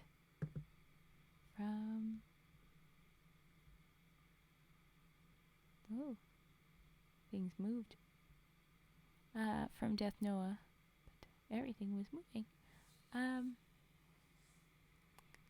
But far away in Africa, the magician remembered Aladdin, and by his magic arts discovered that Aladdin, instead of perishing miserably in the cave, had escaped and had married a princess, with whom he was living in great honor and wealth. He knew that the poor tailor's son could only have accomplished this by means of the lamp, and traveled night and day until he reached the capital of China, bent on Aladdin's ruin. As he passed through the town, he heard people talking everywhere about a marvelous palace. "Forgive my ignorance," he asked. "What is this palace you speak of? Have you not heard of Prince Aladdin's palace?" was the reply. "The greatest wonder of the world? I will direct you if you have a mind to see it." The magician thanked him who spoke, and having seen the palace, knew that it had been raised by the genie of the lamp, and became half mad with rage. He determined to get hold of the lamp, and again plunge Aladdin into the deepest poverty. Unluckily, Aladdin had gone a-hunting for 8 days. It literally said a-hunting. Anyway, which gave the magician plenty of time. He bought a dozen copper lamps, put them into a basket, and went to the palace crying, "New lamps for old," followed by a jeering crowd. The princess, sitting in the hall of 24 windows, sent a slave to find out what the noise was about, who came back laughing, so that the princess scolded her. "Madam," replied the slave, Who can help laughing to see an old fool offering to exchange fine new lamps for old ones? Another slave, hearing this, said, "There is an old one on the cornice there which he can have." Now this was the magic lamp, which Aladdin had left there, as he could not take it out hunting with him. The princess, not knowing its value, laughingly bade the slave take it and make the exchange. She went and said to the magician, "Give me a new lamp for this." He snatched it and bade the slave take her choice amid the jeers of the crowd. Little he cared, but left off carrying his lamps, and went out of the city gates to a lonely place where he remained till nightfall, when he pulled out the lamp and rubbed it. The genie appeared, and at the magician's command, carried him, together with the palace and the princess in it, to a lonely place in Africa. Next morning the Sultan looked out of the window toward Aladdin's palace and rubbed his eyes, for it was gone. He sent for the vizier and asked what had become of the palace. The vizier looked out too and was lost in astonishment. He again put it down to enchantment, and this time the Sultan believed him, and sent 30 men on horseback to fetch Aladdin in chains. They met him riding home, bound him, and forced him to go with them on foot. The people, however, who loved him, followed, armed, to see that he came to no harm. He was carried before the Sultan, who ordered the executioner to cut off his head. The executioner made Aladdin kneel down, bandaged his eyes, and raised his scimitar to strike. That instant the vizier, who saw that the crowd had forced their way into the courtyard and were scaling the walls to rescue Aladdin, called to the executioner to stay his hand. The people indeed...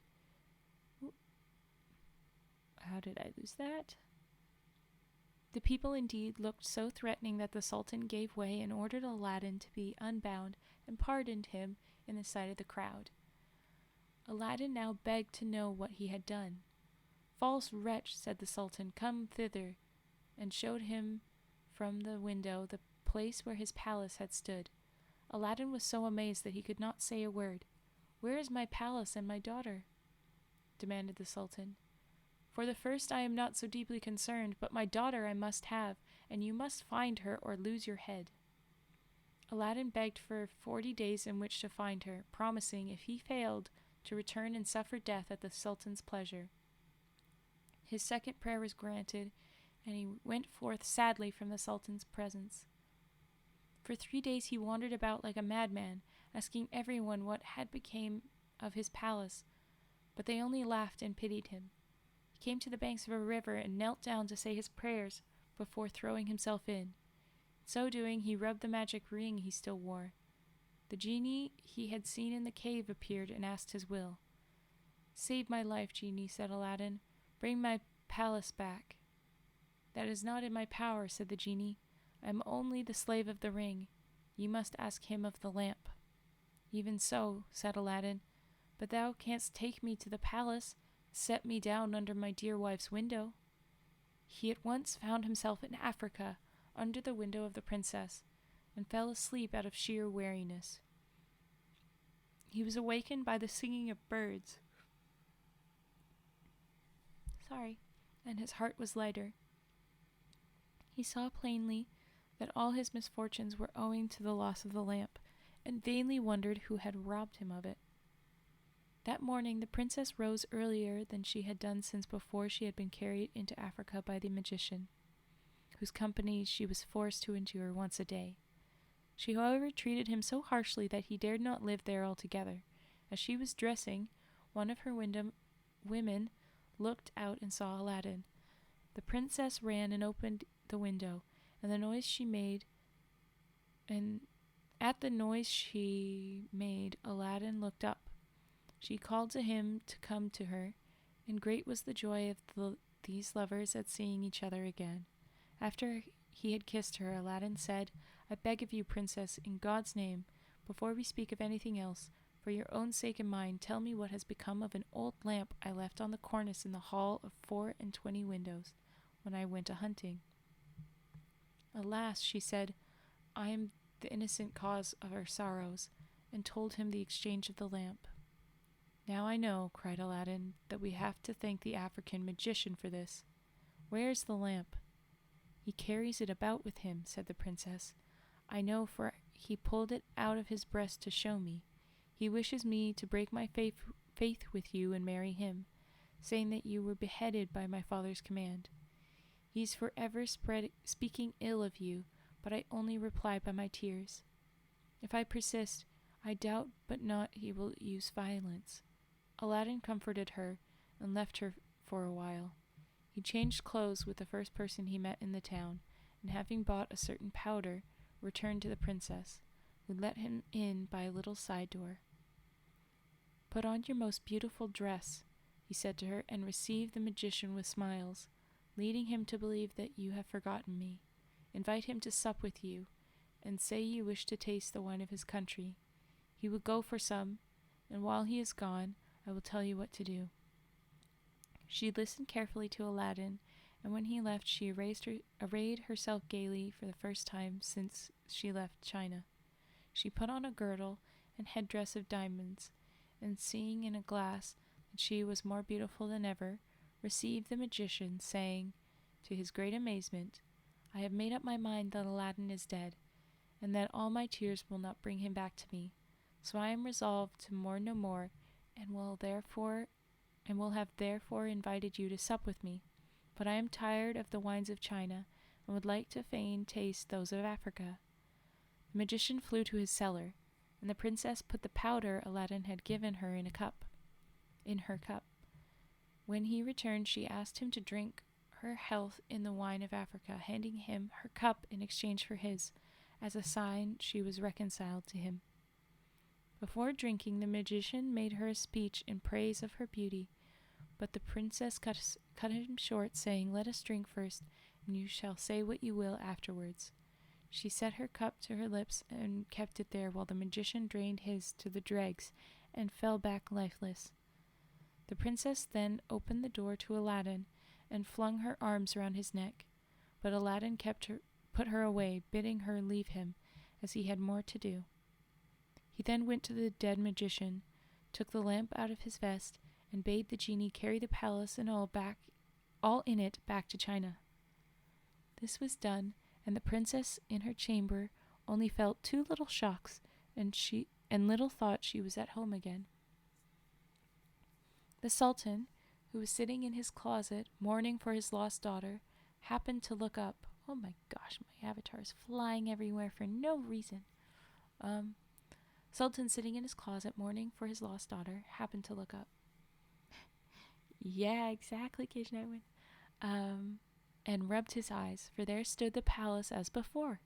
He hastened thither, and Aladdin received him in the hall of the 24 windows, with the princess at his side. Aladdin told him what had happened, and showed him the dead body of the magician, that he might believe. A 10-days feast was proclaimed, and it seemed as if Aladdin might now live the rest of his life in peace, but it was not to be. The African magician had a younger brother, who was, if possible, more wicked and more cunning than himself. He traveled to China to avenge his brother's death, and went to visit a pious woman called Fatima, thinking she might be of use to him. He entered her cell and clapped a dagger to her breast, telling her to rise and do his bidding on pain of death. He changed clothes with her, colored his face like hers, put on her veil, and murdered her that she might tell no tales. Then he went toward the palace of Aladdin, and all the people, thinking he was the holy woman, gathered round him, kissing his hands and begging his blessing. When he got to the palace, there was such a noise going on around him that the princess bade her slave look out the window and ask what was the matter. The slave said it was the holy woman, curing people by her touch of their ailments, whereupon the princess, who had long desired to see Fatima, sent for her. On coming to the princess, the magician offered up a prayer for her health and prosperity. When he had done, the princess made him sit by her, and begged him to stay with her always. The false Fatima, who wished for nothing better, consented, but kept his veil down for fear of discovery. The princess showed him the hall, and asked him what he thought of it. "It is truly beautiful," said the false Fatima. "In my mind it wants but one thing." "And what is that?" said the princess. "If only a roc's egg," replied he, "were hung up from the middle of this dome, it would be the wonder of the world."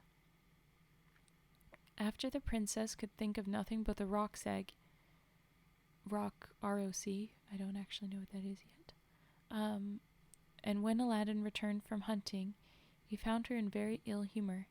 He begged to know what was amiss, and she told him that all her pleasure in the hall was spoiled for the want of a roc's egg hanging from the dome.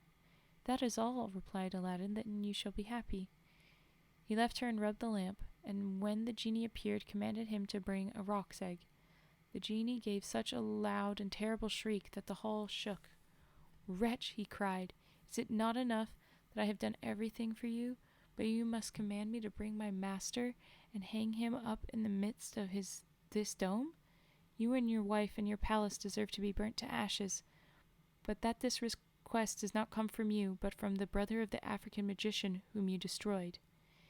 He is now in your palace disguised as the holy woman whom he murdered. He was who put that wish into your wife's head. Take care of yourself, for he means to kill you." So saying, the genie disappeared. "Ah, okay. I understand. Thank you."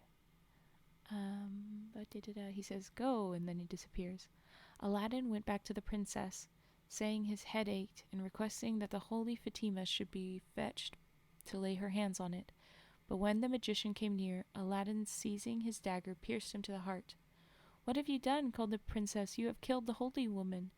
"Not so," replied Aladdin, "but a wicked magician," and told her of how she had been deceived. After this, Aladdin and his wife lived in peace. He succeeded the Sultan when he died and reigned for many years, leaving behind him a long line of kings. All right. The end. That is the end of Aladdin and the Wonderful Lamp.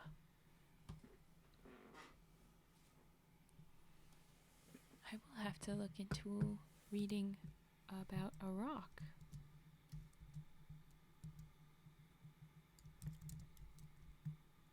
Rock and rocks. Eggs.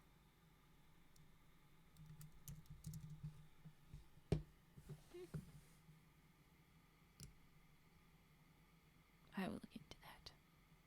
Ooh, okay. But that is the end of that story. And I will be done at 8. So I will have to read something short if I read another story. That one's just a little bit long.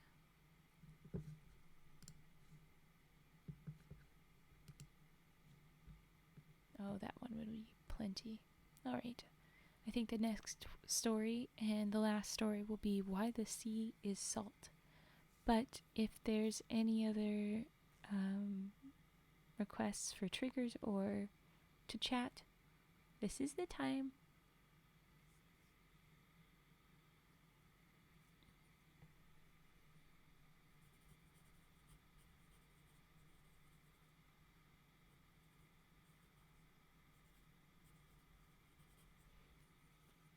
Yeah, I don't think I've ever seen the original. I think I've seen people talk about how the original went, similarly to how, the old versions of classic Disney's are, the Grimm's versions of it. But I don't think any other times I've seen this. I was surprised with the ring, and that they didn't specify any of the differences between genies there until nearly the end. Alright, I can do some brushing. Sounds good.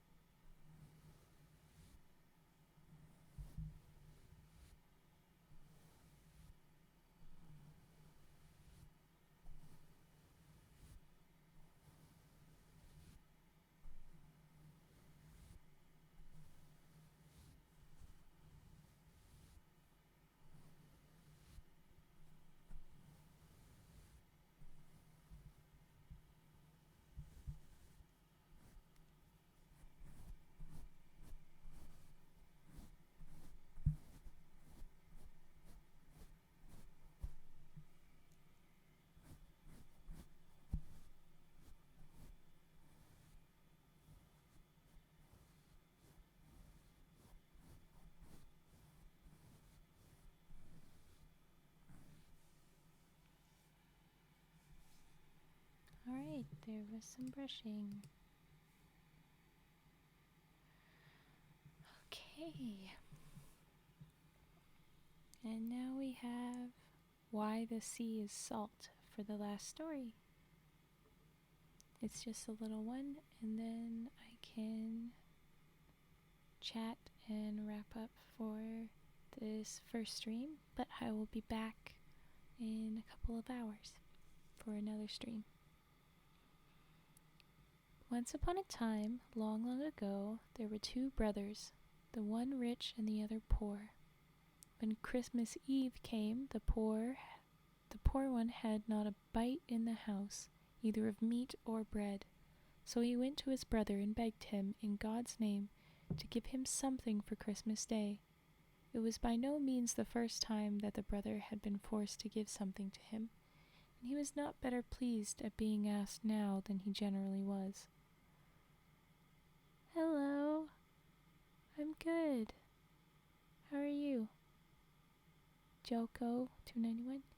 I wish I knew my Spanish better. We're just starting a new story, Why the Sea is Salt. That's good. Bueno. Okay. Gonna keep reading.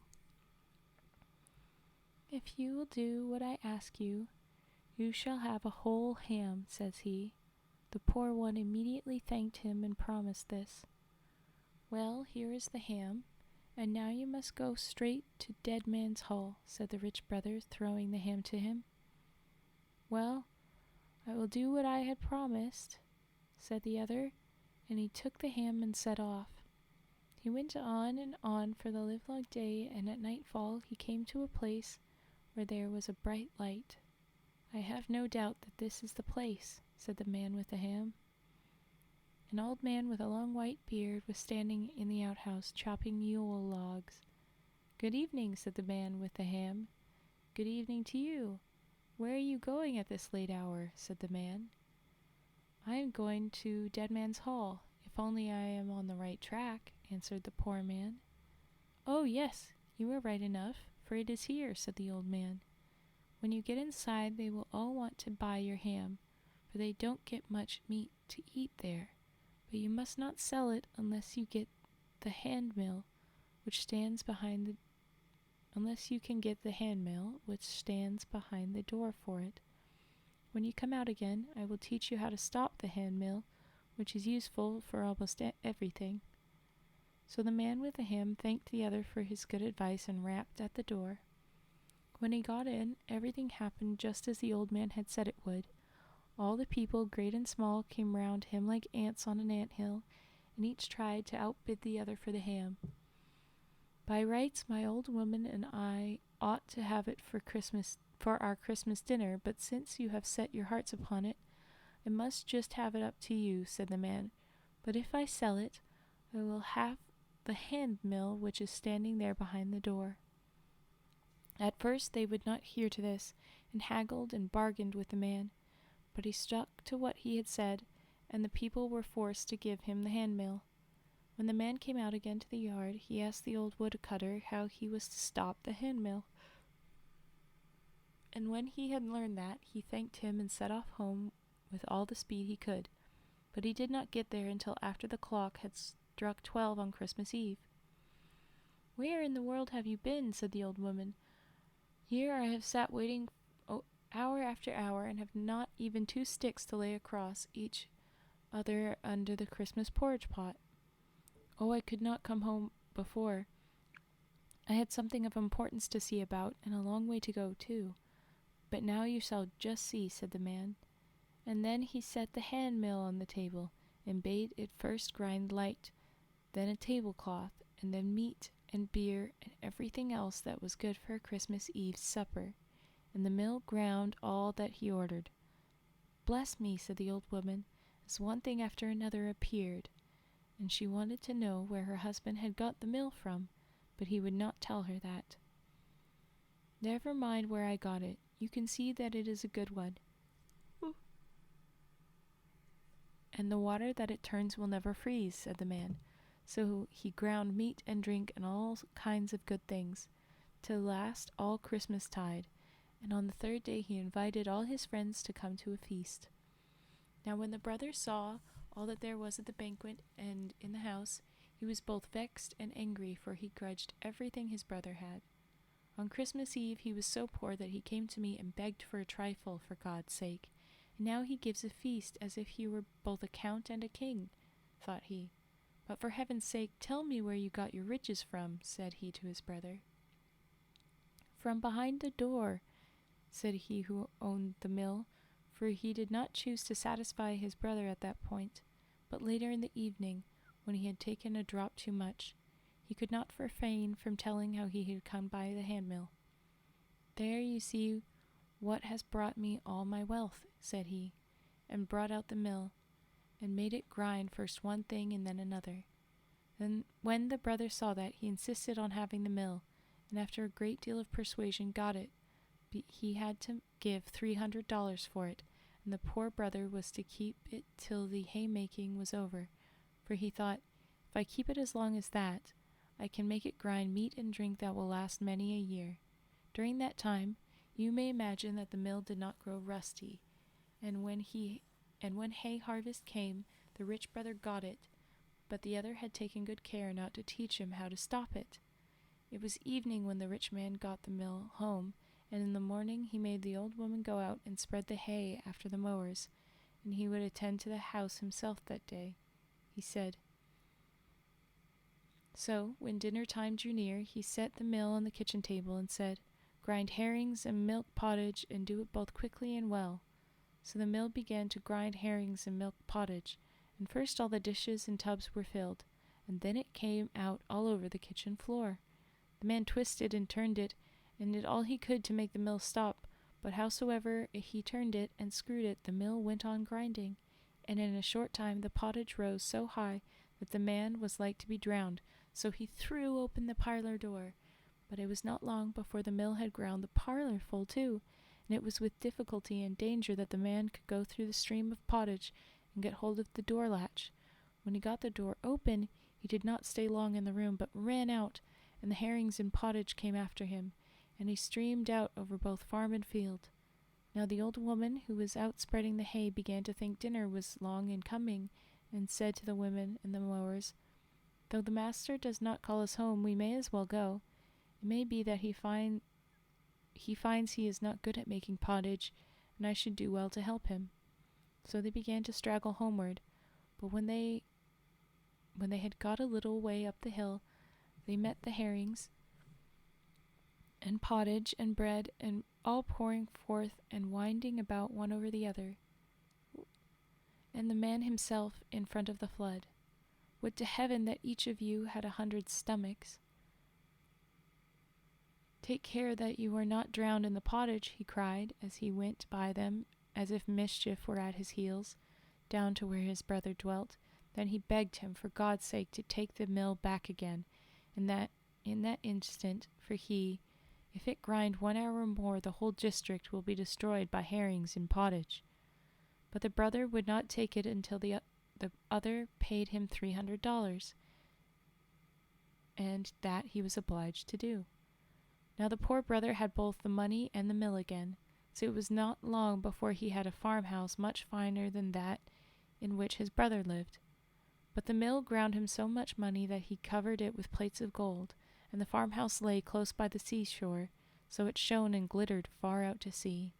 Everyone who sailed by there now had to be put in to visit the rich man in the gold farmhouse, and everyone wanted to see the wonderful mill, for the report of it spread far and wide, and there was no one who had not heard tell of it. After a long time also came a skipper, who wished to see the mill. He asked if it could make salt. Yes, it could make salt, said he who owned it, and when the skipper heard that, he wished with all his might and main to have the mill, that it cost what it might, for he thought, if he had it, he would get off having to sail far away over the perilous sea for freights of salt. At first the man would not hear of parting with it, but the skipper begged and prayed, and at last the man sold it to him. He got many, many $1,000s for it. When the skipper had got the mill on his back, he did not stay long, for he was so afraid that the man would change his mind, and he had no time to ask as how he would stop grinding, but got on board his ship and as fast as he could. When he had gone a little way out to the sea, he took the mill on the deck. Grind salt grind both quickly and well, and said the skipper. So the mill began to grind salt till it spouted out like water.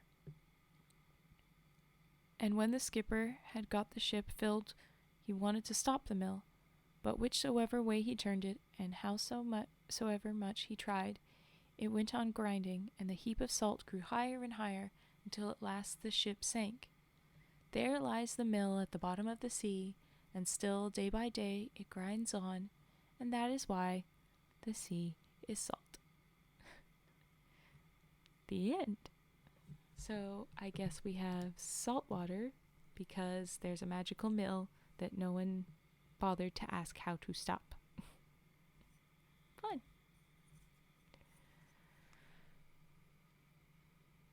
You knew that one? Oh my gosh, I had never heard of it.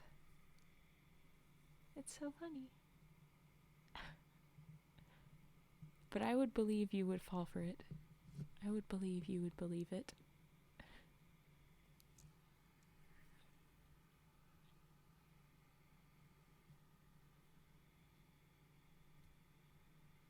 Alright.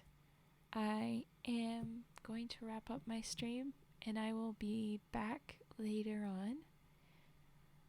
I might try to fiddle with avatar settings or something to make things a little less laggy, but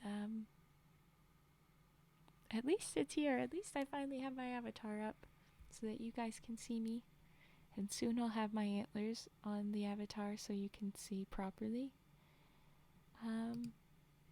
If anyone has anything else that you'd like to chat about or triggers to request, I can do that for a little bit still, and then I will be going.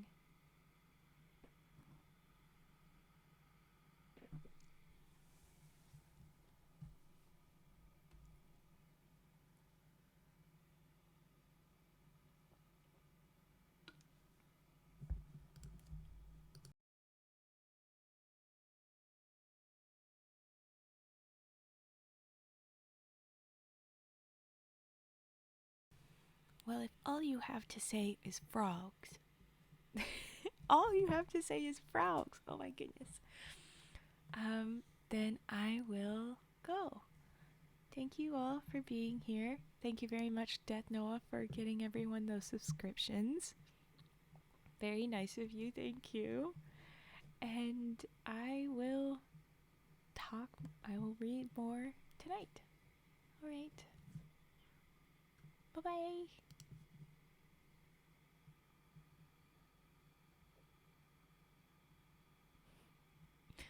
No worries, Cage Nightwind. You're all good. Alright. Thanks for the dab and side dog again. Okay. Bye for now.